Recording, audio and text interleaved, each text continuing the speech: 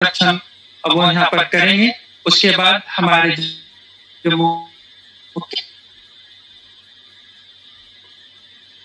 अतिथि है ब्रह्मचारी जो वो यहाँ पर रखेंगे। तो सबसे पहले ब्रह्मचारी मंजू कुमार जी आप तैयार हैं?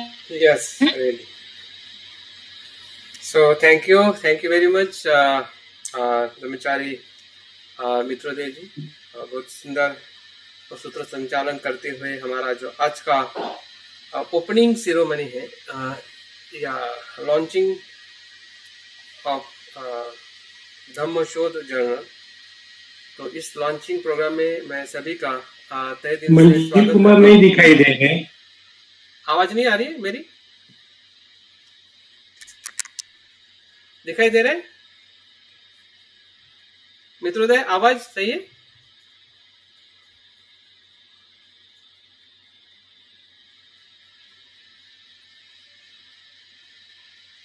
आवाज आ रही है मेरी? कोई रिस्पांस दीजिए। तो अगर वीडियो आवाज आ रही है सर? वीडियो नहीं आ रही है? ठीक है, मुझे तो वीडियो दिखाई दे रही है यहाँ पे।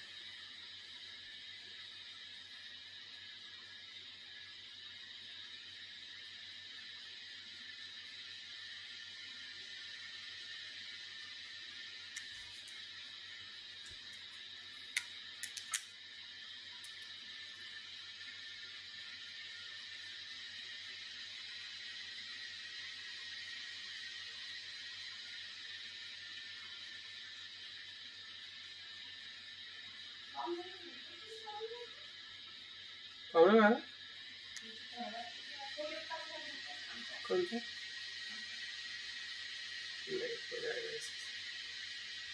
नेटवर्क का रहता है तो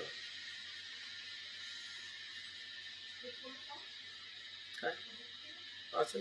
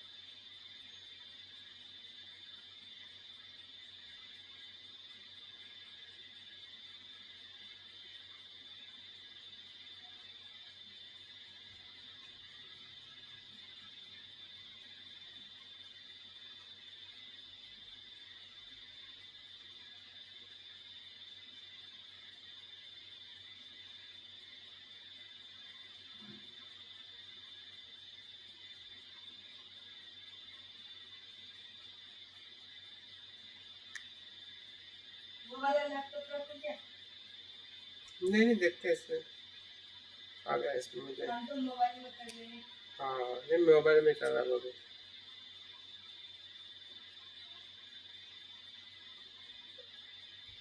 Recording in progress. हाँ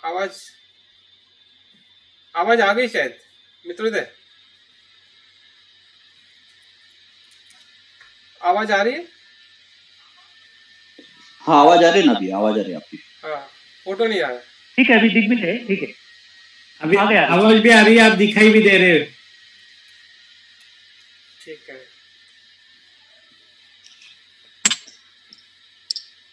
अभी ठीक है।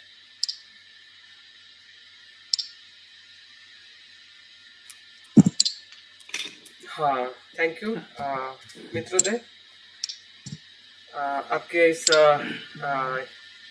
निमंत्रण के लिए बहुत बहुत साधुवाद। और आज के इस ओपनिंग सेरेमनी में हम आज आ पहुंचे हैं। जिस प्रकार से मित्रोदय ने कहा कि वर्ल्ड बुद्धिस्ट रिसर्च सेंटर के माध्यम से पिछले 2 साल से हम निरंतर ये इस प्रकार का प्रयास कर रहे थे कि जिसमें हम अपने संघ भाइयों बहनों को एक शोध की जो प्रवृत्ति है जिसे हम अनुसंधान कहते हैं उससे हम परिचय कराए। और हमें खुशी हो रही है कि इस परिचय को कराते हुए ये सफलता की पहली सीढ़ी है, जिस सीढ़ी को हम जिस सीढ़ी पे हम चल रहे हैं, कि आज हम उस शोध लेख का या शोध पत्रिका का हम आज उद्घाटन कर रहे हैं या इनोग्रेशन कर रहे हैं।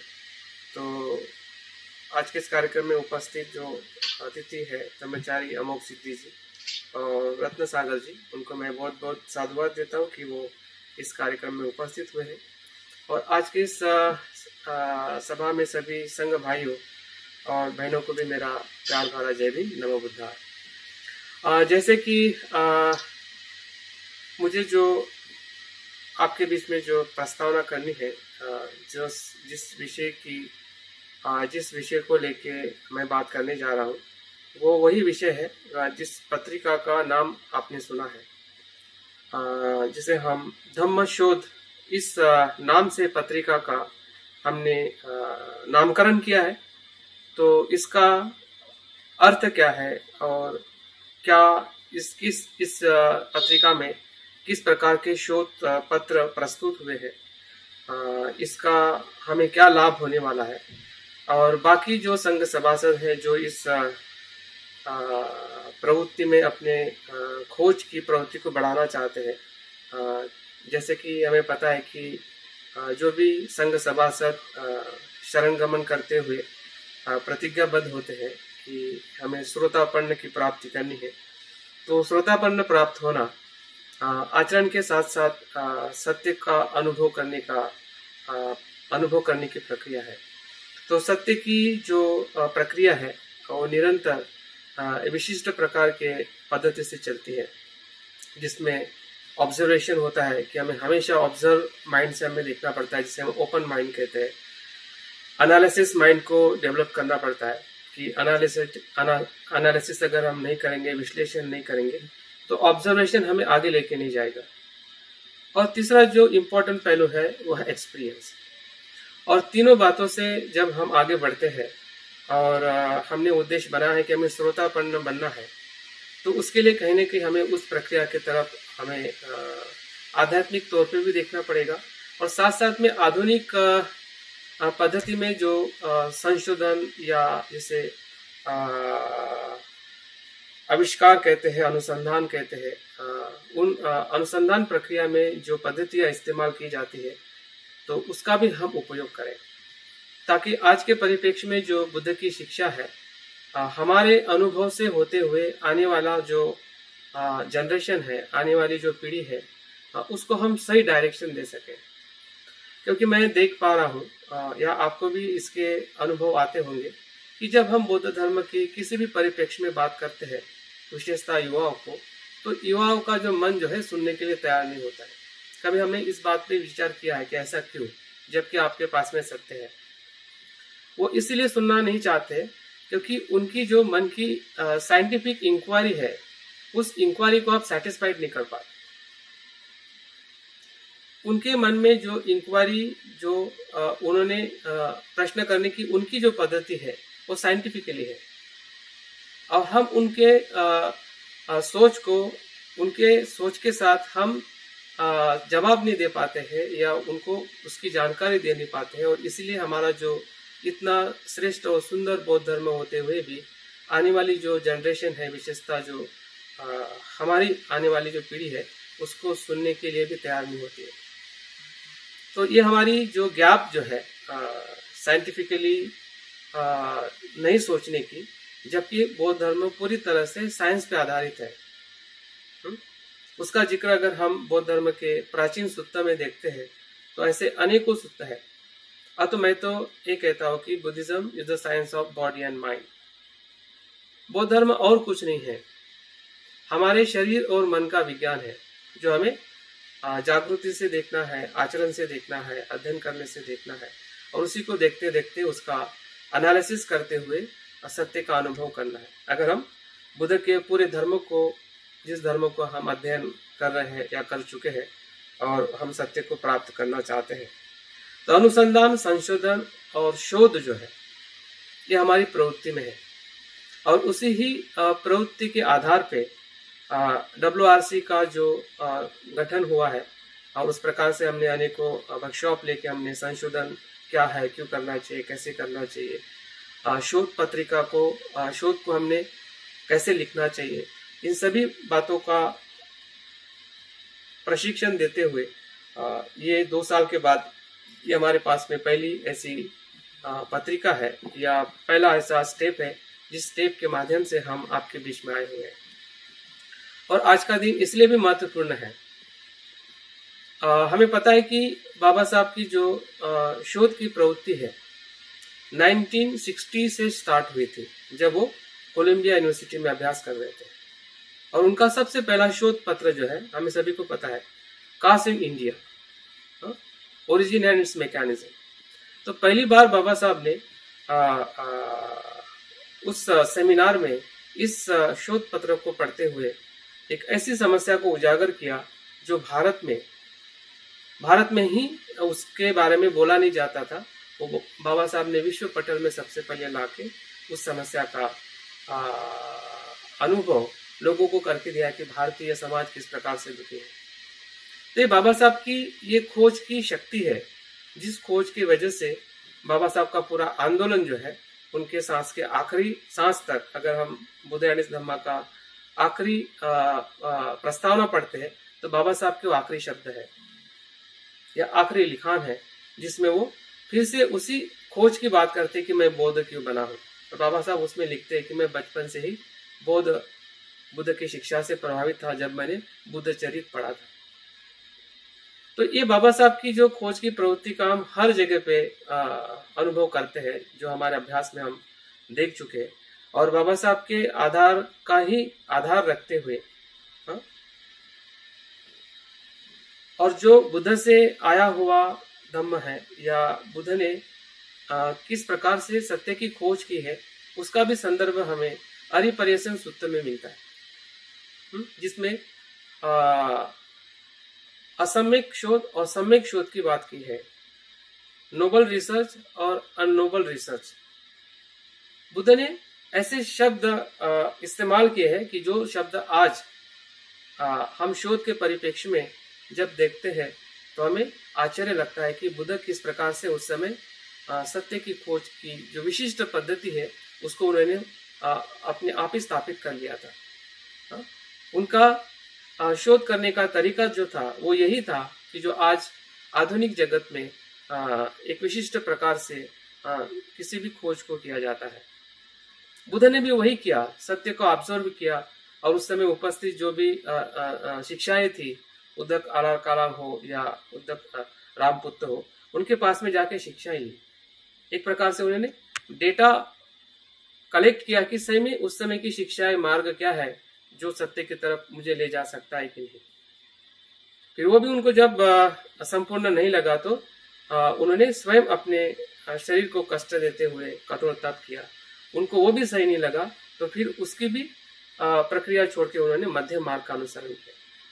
तो बुद्ध का पूरा तपस्या का या उनकी पूरी खोज का वर्णन हमें अरिपर्यसन सूत्र में मिलता है। और बुद्ध बताते हैं कि किस प्रकार से मैं जब अजागरूक था तो मैं संसार को ही सत्य मानता था, और जब मैंने देखा कि संसार के जो दुष्परिणाम को देखते हुए जब मैंने सत्य की खोज की तरफ गया तब मैं अनासक्ति की तरफ या निर्वाण की खोज की तरफ मैं बढ़ता रहा। तो हमारी भी खोज ऐसी ही है, संसार में रहते हुए संसार के जो दुष्परिणाम है, जो अनित्य अनात्म दुख हमें अनेकों बार हम पढ़ते हैं, लेकिन उसकी जो और गहरी अनुभूति को लेने के लिए हमें विशिष्ट प्रकार की पद्धति को अपने जीवन में अपनाना पड़ेगा, जिसमें हमारी सोच, हमारा बोलना और लिखना तीनों बातें जब आएगी तब हमें उसका अनुभव भी होगा और दूसरी जनरेशन या आने वाली जो पीढ़ी है उनके पास भी वो सत्य जाएगा। अगर हम बोलते हैं तो 100 लोग सुनते हैं, लेकिन जब आप लिखते हैं तो हजारों लोग पढ़ सकते हैं, लाखों लोग पढ़ सकते हैं, और एक ही समय में नहीं कितने सालों तक वो पढ़ सकते हैं। तो बाबा साहब ने 1916 में जो लेख लिखा है आज भी हम पढ़ सकते हैं। तो ये जो लिखने की जो स्पष्टता जो है, ये उनके लिए भी उतनी महत्वपूर्ण थी। जब बाबा साहब ने एक लेख लिखा होगा, उनके संशोधन प्रवृत्ति में या संशोधन की अनुभूति में, तो आज वो लेख उतना ही और उससे कहीं गुना हमारे लिए महत्वपूर्ण है जब हम बाबा साहब के लेख को पढ़ते हैं। उनके 1950 का हो या ऐसे कितने सारे बाबा साहब के संशोधन, शूद्रपूर्वी कौन है, अस्पृश्यता की ओर कैसे, इसके जब हम शोधात्मक बाबा साहब के लेख पढ़ते हैं तो पूरी सत्यता जो है बाहर आती है कि बाबा साहब किस प्रकार से शोध की प्रवृत्ति को वो अनुभव करते हुए लिखने के माध्यम से वो हमारे सामने हजारों वर्षों तक या पीढ़ी दर पीढ़ी तक उसका हमें लाभ मिल सकता है। ऐसा साहित्य बाबा साहब निर्माण करके गए हैं।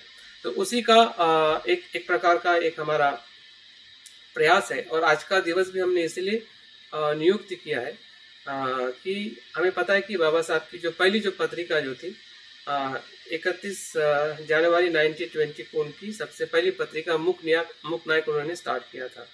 उसके बाद में बहिष्कृत भारत और तीसरी जो उनकी महत्वपूर्ण पत्रिका थी जो आज के दिन प्रकाशित हुई थी 29 जून 1928, जिसका नाम समता था और समता का मूल मोटो था कि सोशल रिफॉर्म। तो हमारा कहने के मोटो है कि हमारा स्पिरिचुअल रिफॉर्म, कि जिस स्पिरिचुअलिटी को बाबा साहब ने और बनते संरक्षित जी ने हमें दिया है कि हमें श्रोतापन्न प्राप्त करना है और उस लक्ष्य से ही हमें आगे बढ़ते हुए जाना है, लेकिन फिर भी वहाँ पे पुनः विचार करने की जरूरत है कि वो कैसे और किस प्रक्रिया से हर एक मनुष्य को अपने स्वयं के अनुभव और चिंतन के साथ आगे जाना, वही श्रोतापन्न का मार्ग है, जिसे हम इंडिविजुअल कहते हैं। इंडिविजुअलिटी का मतलब ये है कि स्वयं के खोज से, स्वयं के अनुभव पे, स्वयं का आधार बनाते हुए जो व्यक्ति आगे बढ़ता है वही सत्य की खोज करता है, जिससे हम श्रोतापन्न कह सकते हैं। तो इसी का आधार रखते हुए हमने इस नाम को भी हमने पसंद किया है, जिसमें धम्म शोध ये महत्वपूर्ण दो शब्द है। धम्म का अर्थ ही सत्य है और जो धम्म को देखता है वो बुद्ध को देखता है और जो प्रतीत समुत्पाद को देखता है वो धम्म को देखता है। और प्रतीत समुत्पाद को देखना ही एक प्रकार की हमारी जो खोज है या खोज की प्रवृत्ति है कि मैं क्यों आचरण कर रहा हूँ, मैं ऐसा क्यों हूँ, मेरे शरीर में ऐसा क्यों है, मेरे मन में ऐसा क्यों है, क्या इसका कारण है, क्या इसका परिणाम है। जैसे जैसे बार बार हम ऑब्जर्व करेंगे, अलग अलग पहलू से हम अपने आचरण को देखेंगे, तो निश्चित ही है कि जो हमसे छुपा हुआ सत्य है, सत्य वहीं पे है, लेकिन हम नहीं खोजने की वजह से वो वहीं पे रहता है और हम किसी के शब्दों को मान के ही आगे चलते हैं। बुद्ध के शब्दों को भी आगे हम चलेंगे तो हम बुद्धत्व को प्राप्त नहीं कर सकते। बुद्ध स्वयं कहते हैं कि मेरे शब्द जो है ये सिर्फ संकेत है, निर्देशन है, वो सत्य नहीं है। सत्य तो आप जब अनुभव करेंगे तब वो सत्य होगा, अन्यथा हम सभी बुद्ध बन जाते हैं, क्योंकि उसी शब्दों को हम बार बार सुनते हैं, पढ़ते हैं, फिर भी हमें जब तक हम स्वयं का अनुभव नहीं आता है तब तक हम असत्य को प्राप्त नहीं कर पाते। तो संशोधन की प्रवृत्ति हमें, धम्म शोध की जो प्रवृत्ति जो है वो निश्चित ही बुद्ध के समय में भी बुद्ध को मदद की थी, बाबा साहब के समय बाबा साहब को मदद की है और बनते संरक्षित जी के जीवन में भी धम्म की खोज है कि जिसके वजह से उन्होंने इतना महान संघ बनाया है, जिसे हम संघ रक्षित कहते हैं। संघ की रक्षा करने वाले और संघ की स्थापना करने वाले ऐसे जो हमारे गुरु है, वो भी उनके धम्म की खोज की वजह से ही स्थापित कर सके। अगर उन्होंने धम्म को नहीं खोजा होता तो इंग्लैंड में जाके वो किसी विहार में भिक्षु बन जाते, उतनी उनकी पात्रता थी और वहां पे जरूरत भी थी। लेकिन जब उन्होंने चिंतन किया उस समय का, आने वाले जीवन का और स्वयं के अनुभव का, तब उनको लगा कि नहीं, कोई जिम्मेदारी ये ले ना ले, मुझे संघ बनाने की जिम्मेदारी लेनी है। और बनते इसलिए कहते हैं कि मेरे द्वारा संघ की निर्मित हुई है। तो ये कहीं ना कहीं उनकी आंतरिक दृष्टि का अनुभव है कि जो इस प्रकार से हमें वो असंग निर्मित के बारे में बताते हैं। और आज वर्तमान में अगर हम देखते हैं कि बुद्ध की शिक्षा जो है 4 आर्य सत्य पे आधारित किस प्रकार से संशोधन प्रवृत्ति को बढ़ाने के लिए हमें मदद करती है। ऐसा कहते हैं कि डॉक्टर आधुनिक जो वैज्ञानिक है वर्तमान में, जो अमेरिका के मनोवैज्ञानिक है जॉन डेवी, उन्होंने 4 आर्य सत्य के माध्यम से आधुनिक जो संशोधन प्रवृत्ति किस प्रकार से कार्य करती है इसके बारे में उन्होंने जिक्र किया है। और मेरे संपादन जो मैंने प्रस्तावना लिखी उसमें भी उसका मैंने जिक्र किया है। उतनी बात करके मैं अपने प्रस्तावना को समापन करना चाहूँगा, ताकि बाकी जो हमारे अतिथिगण हैं उनको भी समय मिल सके आज के इस विषय के उपलक्ष्य में कुछ बात करने का। तो डेवी बताते हैं कि जो बुद्ध के 4 आर्य सत्य है वही आधुनिक संशोधन की प्रवृत्ति की प्रक्रिया है, जिसे हम आधुनिक संशोधन कहते हैं कि जो अलग अलग क्षेत्रों में संशोधन हो रहा है, फिर वो प्योर साइंस हो या सोशल साइंस हो या साइकोलॉजी हो या जितने भी शाखाएं हैं, हर शाखाओं में विज्ञान का प्रवेश हो चुका है। और बुद्ध की शिक्षाओं का संशोधन करते करते बुद्धिज्म आज टॉप पे है, फर्स्ट कैटेगरी पे है। क्यों? क्योंकि संशोधन प्रवृत्ति ने वो ढूंढ निकाला कि बुद्ध की शिक्षा किस प्रकार से मानव जाति के लिए श्रेष्ठ है। मन के सुख के लिए मनोविज्ञान के तौर पे, ब्रेन के परिवर्तन के लिए न्यूरो साइंस में, समाज में परिवर्तन लाने में एंगेज बुद्धिज्म और माइंडफुलनेस के माध्यम से, ऐसा कोई क्षेत्र नहीं है। इवन इकोनॉमिक्स में हर एक क्षेत्र में बुद्धिज्म की जो शिक्षा है, तत्व है, वो प्रासंगिक है। और इसलिए हम एक ऑर्डर या बौद्ध व्यक्ति होने के नाते हमारी भी जिम्मेदारी बनती है कि हमें जिस शब्द में, जिस विषय में रुचि है, उस रुचि के माध्यम से जिस प्रकार से हम साधनाएं लेते हैं, उसी प्रकार से जीवन को भी हमने देखना चाहिए कि मुझे और कौन से विषय में रुचि है, जिस विषय में मैं अधिक गहराई में जाके संशोधन करके कुछ कंट्रीब्यूशन कर सकता हूँ। वे बताते कि 4 आर्य सत्य का पहला जो सत्य जो है, जिस प्रकार से जो भी खोज होती है वो सबसे पहले समस्या को फाइंड किया जाता है, समस्या की परिकल्पना की जाती है कि कौन सी समस्या है। संशोधन की शुरुआत भी वहीं पे होती है। अगर आप कोई लेख लिखते हैं या डिसर्टेशन करते हैं, पीएचडी करना चाहते हैं, तो आपकी सबसे पहली शुरुआत होती है कि समस्या क्या है, व्हाट इज द प्रॉब्लम। और इसलिए बताते हैं कि बुद्ध का पहला आर्य सत्य है आज के संशोधन में समस्या की परिभाषा करने जैसा है।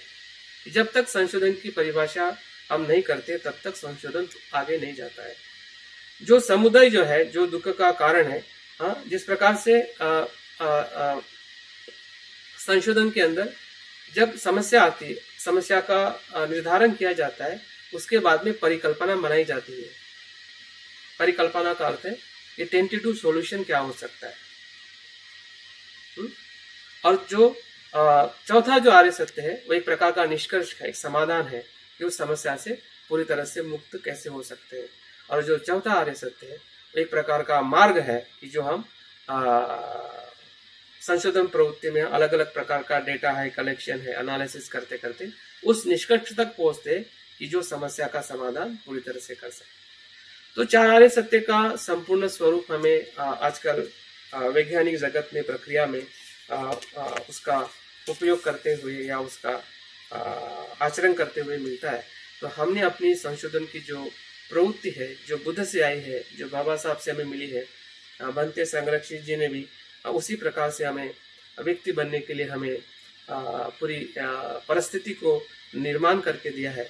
तो हमने भी उस परिस्थिति का उपयोग करते हुए आगे बढ़ना चाहिए। और उसी का एक प्रयास है कि जो धम्म शोध के माध्यम से हमारे पास में 11 धम्मचारी, जिसके अंदर 2 महिला सभासद है या ऑर्डर मेंबर है और 9 जो है पुरुष ऑर्डर मेंबर है। महिला ने भी बहुत अच्छा, महिला ऑर्डर ने भी बहुत ही अच्छा प्रयास किया है, जिसमें जिन्होंने 2 लेखों को अपने अनुभव और चिंतन के माध्यम से इस शोध पत्रिका में उन्होंने अपने अनुभव और बुद्ध की शिक्षा है या बुद्ध का जो सिद्धांत है, उस सिद्धांत को, उस आचरण को लिख के हमें हमारे बीच में रखा है, ताकि हमें भी प्रेरणा मिले और हम भी उस प्रकार से अपने संशोधन प्रवृत्ति को आगे बढ़ाए। अगर विषय की बात करें कि इस शोध पत्रिका में आपको अलग अलग विषय के बारे में पढ़ने को और जानने को मिलेगा। विशेषतः आनापान सती, विपश्यना है, पंचशील के ऊपर बहुत ही अच्छा लेख आपको मिलेगा। बाबा साहब के धम्म क्रांति का योगदान क्या है, संदर्शन साधना क्या है, पद्म संभव की साधना क्या है, पुनर्जन्म प्रचित्त समुत्पाद क्या है, मैत्री भावना क्या है, एकांतवास क्या है। तो ये हमारे जीवन के या विशेषता संघ सभासद के जो जीवन के सबसे महत्वपूर्ण पहलू है, जिस पहलुओं का हमने अनेकों बार अभ्यास, चिंतन और हमने अध्ययन किया है। फिर भी शोध पत्रिका के माध्यम से, जिसका नाम धम्म शोध है, और इसके माध्यम से भी हमें सुनने को, जानने को, पढ़ने को मिलेगा, ताकि आप इसमें जो भी आपके अभिप्राय है कुछ भाषा को लेकर, जैसे मित्रोदय ने कहा है कि निश्चित ही हमारा पहला प्रयास है, और इस प्रयास के लिए मैं सभी उन संघ सभासदों को बहुत बहुत धन्यवाद देना चाहता हूँ जिन्होंने इस प्रयास में आके अपना पहला कदम बढ़ाया है, और ऐतिहासिक प्रक्रिया की तरफ हम निश्चित ही बढ़ रहे हैं।